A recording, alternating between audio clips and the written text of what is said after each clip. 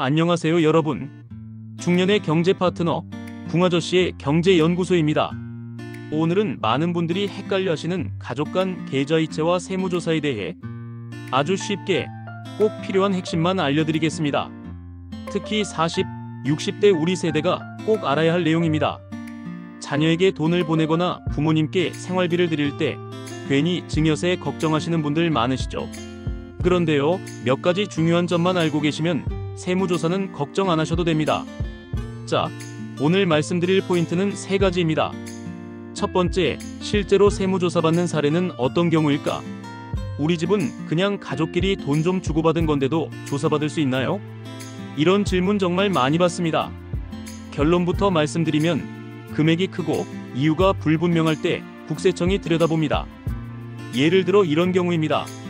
자녀가 사회초년생인데 갑자기 수억짜리 아파트를 샀다. 부모님 통장에서 거액이 빠져나가 자녀 통장으로 들어갔다.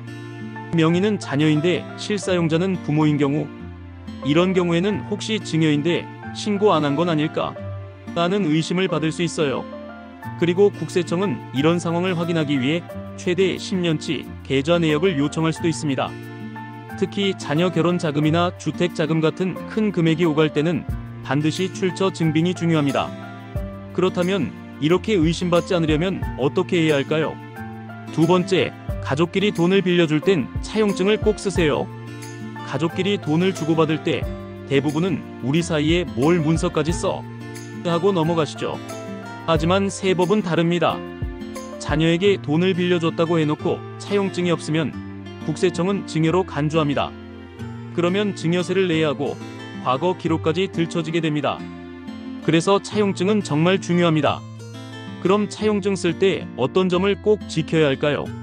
첫째, 이자율을 설정하세요. 무이자로 하면 증여로 보일 수 있어요. 최소한 시중은행의 대출금리 이상으로 설정하세요. 2025년 기준 약 4% 전후. 둘째, 상환계획을 작성하세요.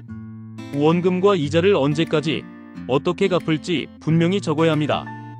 매월 30만원씩 3년간 상환, 이런 식으로요. 셋째, 가능하면 공증을 받으세요. 나중에 분쟁이나 세무조사에 대비하려면 공증을 받아두는 것이 확실합니다. 넷째, 실제로 이자를 송금하세요. 이자만 적고 실제로 입금 안 하면 허위 차용증으로 의심받을 수 있어요. 여기서 중요한 건 문서만 있는 게 아니라 실제로 돈이 오갔다는 증거입니다. 이자 입금도 그중 하나죠. 이렇게 해두면 나중에 국세청이 물어봐도 이건 증여가 아니라 정당한 금전 대차입니다 라고 명확히 설명할 수 있습니다. 세 번째 포인트는 계좌이체 메모에 그냥 용돈이라고 쓰면 위험합니다. 여러분, 이체할 때 입금 메모 어떻게 쓰시나요? 자녀 생활비, 엄마 병원비, 손자 유치원비처럼 구체적으로 쓰는 분들도 계시고 그냥 용돈, 사랑의 지원금, 송금 이렇게 적는 분들도 계시죠? 그런데요, 메모 한 줄이 조사 여부를 갈라놓기도 합니다. 예를 들어 2천만원을 자녀에게 송금하면서 메모란에 결혼자금이라고 적으면 국세청이 보더라도 아, 혼인시에 면제되는 증여구간이구나 하고 넘어갑니다.